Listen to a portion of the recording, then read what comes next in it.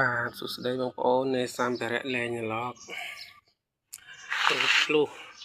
អានេះថ្មីចាស់មកនោះទឹមចូលទឹមយកចូលទេតន់បានលេងតែឥឡូវស្រោបកណាត់ហើយពងថាចង់យកទៅសាកហើយនេះលុបក៏ទឹមចូលដែរថ្មីចាស់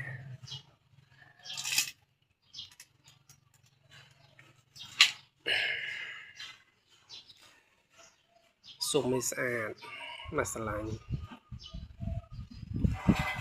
តកងអីមកស្រឡាញ់ជាពិសេសសុំឲ្យស្អាតខ្លាំង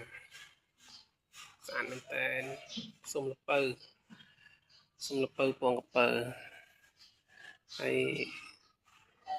ពិសេសជាងគេដងវត្តនេះអង្តែនឡានបងប្អូន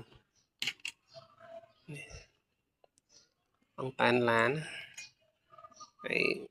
និនស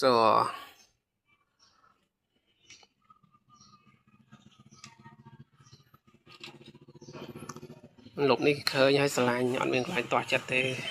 លុប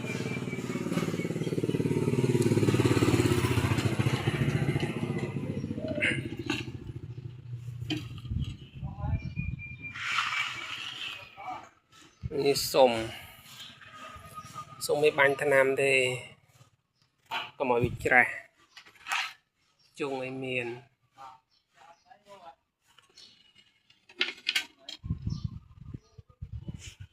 បាទសួស្តីបងប្អូនចង់បានអីតាក់ទងមកបាន